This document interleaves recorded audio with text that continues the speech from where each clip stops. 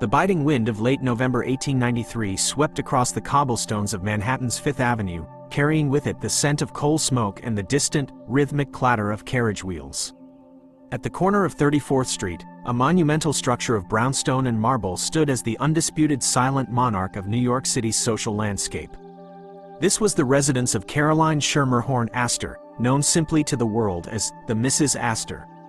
For decades, the walls of this mansion had functioned as the crucible of American high society, a place where reputations were forged or annihilated by a single nod of a plumed head. To step through its heavy doors was to enter a realm where wealth was not merely possessed but performed with the precision of a liturgical rite. However, on this particular evening, the air inside the Great Hall felt uncharacteristically heavy, thick with the invisible dust of an ending era. The Gilded Age, a period defined by its staggering opulence and its equally profound contradictions, was reaching a fever pitch, and the Astor Mansion stood at the very eye of the storm.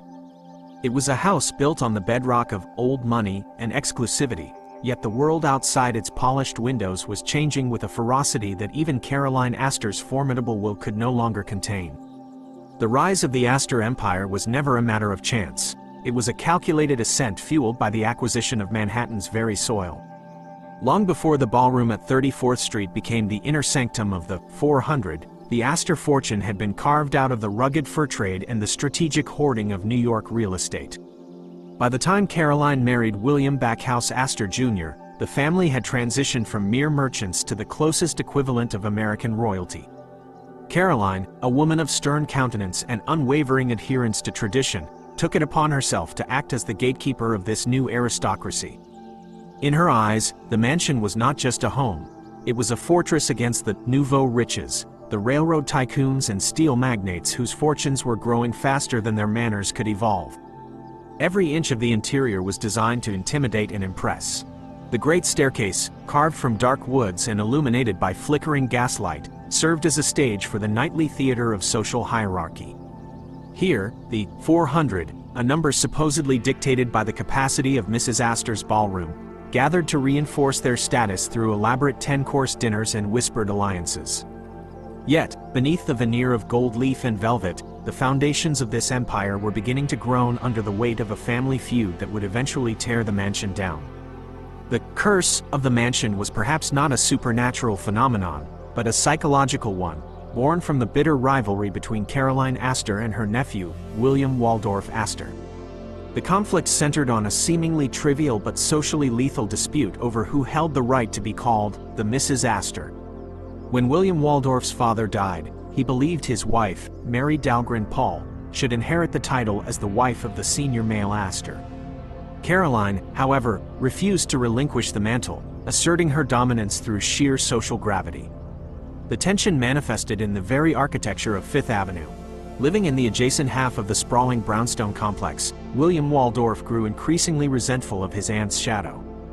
He watched as the city's elite flocked to her side of the house, while his own contributions were dismissed as secondary. This domestic Cold War eventually reached a breaking point when William Waldorf, in a fit of architectural spite, decided to move to England. But he did not leave quietly.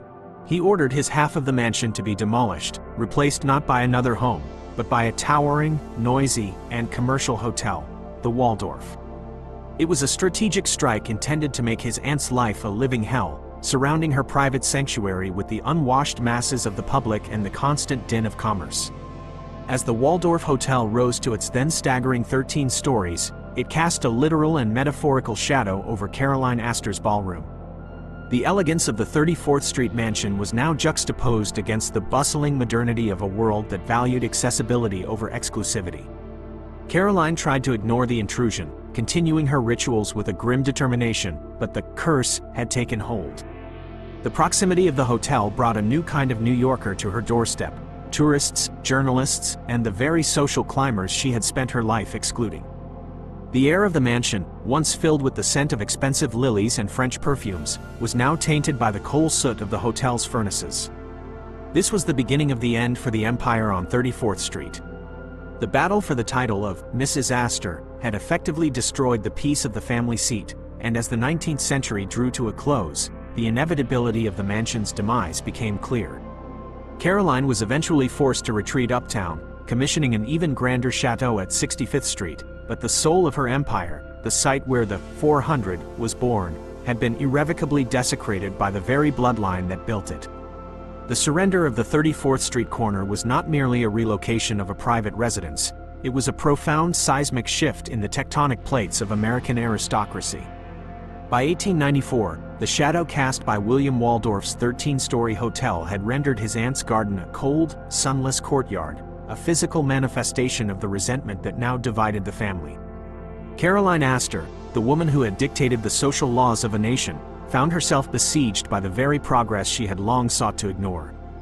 The decision to move further uptown to 65th Street and Fifth Avenue was framed as a strategic retreat, yet it signaled to the world that the old fortress of the 400 had been breached.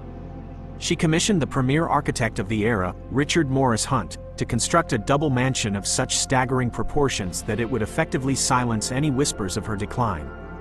This new structure, 845th Avenue, was a limestone marvel of French Renaissance architecture, designed to resemble the grand chateaux of the Loire Valley.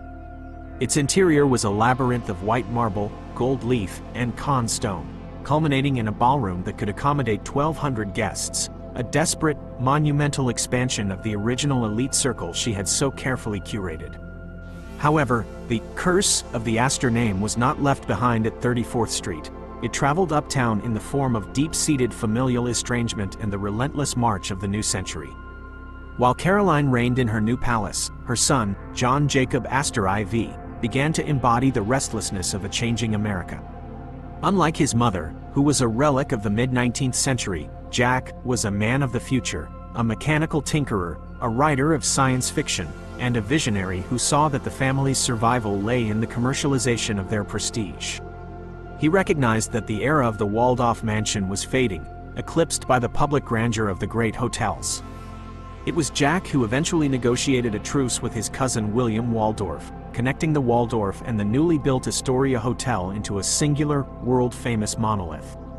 This merger was a triumph of business, but it was a spiritual defeat for Caroline. Her son had invited the world into the family's inner sanctum, turning the Astor name into a brand that could be purchased for the price of a night's stay or a cocktail at the bar. The internal decay of the empire was further accelerated by the public disintegration of Jack's personal life. His divorce from Ava Willing was a scandal that rocked the very foundations of the social order his mother had spent 40 years maintaining. In a society where divorce was often equated with social death, Jack's subsequent marriage to the 18-year-old Madeline Force, a girl younger than his own son, sent shockwaves through the mansions of Fifth Avenue. Caroline, now aging and slipping into a fog of dementia, was shielded from much of this turmoil by her staff, yet the atmosphere within the 65th Street mansion grew increasingly melancholic. The Grand Ballroom, once the vibrant heart of New York society, was used less and less. Witnesses from the era described the tragic sight of the elderly Mrs. Astor, dressed in her finest silk gowns and adorned with her famous diamonds, standing alone at the top of her marble staircase, greeting phantom guests from a past that had already vanished. She was a queen without a kingdom, presiding over a house that felt more like a mausoleum than a home. The ultimate tragedy, the event that would forever seal the fate of the Mrs. Astor's empire, occurred on a frigid night in the North Atlantic in April 1912. John Jacob Astor IV, returning from a long honeymoon in Europe to escape the relentless gossip of New York, boarded the RMS Titanic. His death in the sinking was not just a personal loss for the family, but the symbolic end of the Gilded Age's masculinity and power. When the news reached New York, the veil of invincibility that had surrounded the Astors for a century was finally torn away. The mansion at 845th Avenue, once a symbol of defiance and rebirth, now stood as a silent witness to the end of a lineage. The wealth remained, but the indomitable will that had forged the Mrs. Astor and her empire was buried beneath the waves with her son. The decline of the mansion was now inevitable, as the city began to look toward the sky with steel and glass, leaving the limestone shadows of the past to crumble under the weight of their own history. The death of John Jacob Astor IV created a vacuum that the rigid structures of the Gilded Age were unable to fill, and the mansion at 845th Avenue began its slow, agonizing descent from a pinnacle of power into a relic of a bygone era. Vincent Astor, John Jacob's son and the heir to the primary fortune, possessed none of his grandmother's desire for social dominance nor his father's interest in the architectural theater of New York high society. He viewed the sprawling limestone chateau not as a throne, but as an expensive and drafty burden, a monument to a social order that had been shattered by the Great War and the encroaching modernity of the 1920s. The city was no longer a playground for a few select families, it was becoming a vertical metropolis of finance and mass entertainment. As the Jazz Age roared to life, the silent, brooding presence of the Astor Mansion stood in stark contrast to the nearby speakeasies and the rising steel skeletons of the first true skyscrapers. The era of the 400 had officially dissolved into the era of the café society, where celebrity and talent began to carry more weight than a lineage traced back to the fur trade. By the mid-1920s, the economic reality of maintaining a private palace on Fifth Avenue became impossible to justify. The soaring value of Manhattan land meant that the ground beneath the mansion was worth significantly more than the art and marble within it. In 1926, the decision was made to sell the site, marking the final death knell for the empire Caroline Astor had fought so fiercely to preserve. The demolition of 845th Avenue was treated by the press as a public autopsy of the Gilded Age. Crowds gathered to watch as the grand staircase, where the Mrs. Astor had once stood in her diamonds, was dismantled piece by piece. The intricate wood carvings, the Caen stone, and the vast mirrors that had reflected the elite of New York were sold off at auction or hauled away as debris. There was a profound irony in the mansion's end. The space that had once been the most exclusive square footage in America was now being cleared to make way for a luxury apartment building, signaling the transition from private dynasties to the collective wealth of the corporate elite. The curse of the Astor Mansions was not merely in their physical destruction, but in the erasure of the lifestyle they were built to protect. When the dust finally settled on 65th Street, nothing remained of Caroline's French Renaissance dream. The family itself scattered. William Waldorf's descendants remained in England as titled nobility, while the American branch focused more on philanthropy and real estate management than on social gatekeeping. The empire had shifted from a kingdom of etiquette to a portfolio of assets. Today, if one walks past the corner of 34th Street or 65th Street, there is no hint of the marble halls or the velvet-lined ballrooms that once dictated the pulse of New York. The Waldorf Astoria moved further uptown to Park Avenue, and the original sites were consumed by the relentless appetite of the Manhattan skyline. The fall of the Mrs. Astor's empire serves as a haunting reminder that in the face of time and the unceasing march of capital, even the most formidable fortresses of status are ultimately temporary. The legacy of the Astor Mansion remains a ghost story of American ambition. It is the story of a family that conquered a city through land, only to be defeated by the very urban growth they helped ignite. The cursed mansion was not haunted by spirits, but by the impossible expectation of permanence in a world defined by change. As the Gilded Age mansions were replaced by the Art Deco spires of the 1930s, the memory of Caroline Astor's ballroom faded into the footnotes of history books. The empire did not fall to an external enemy. It collapsed under the weight of its own exclusivity and the internal rivalries of a family that forgot that their power was granted not by divine right, but by the fleeting grace of a New York that was already looking toward the next horizon. The terminal collapse of the Astor physical legacy was not merely a matter of wrecking balls and dust, it was the final liquidation of a social ideology. As the 1920s roared toward their catastrophic conclusion, the transition from the 845th Avenue chateau to the impersonal luxury of the Astor apartments represented the democratization of prestige, a concept that would have been abhorrent to Caroline Astor. The curse that had haunted the family's real estate, the relentless friction between private sanctuary and public commerce, reached its ultimate synthesis when the very ground that once hosted the most exclusive ballroom in the world became a commercial asset designed to yield maximum rent per square foot. Vincent Astor, in overseeing the destruction of his grandmother's palace, was not just selling stone and mortar. He was selling the silence and the distance that the Astor name had once commanded. This was the moment the Gilded Age empire finally surrendered to the realities of the modern tax code and the rise of the professional class, who preferred the convenience of a modern flat over the suffocating maintenance of a 50-room mansion staffed by a small army of liveried servants. The architectural void left by the Astor Mansions was filled by a New York that no longer looked to Europe for its aesthetic cues. The demolition of these limestone fortresses paved the way for the Art Deco movement, a style that celebrated speed, industry, and the future rather than the static, aristocratic past. While the 34th Street site saw the rise of the Empire State Building, a structure that would become the new icon of New York, built on the very site where the feud between Caroline and William Waldorf had simmered, the 65th Street site became a more subdued testament to the end of dynastic residential life. The artifacts of the Astor era were scattered like the seeds of a dead flower.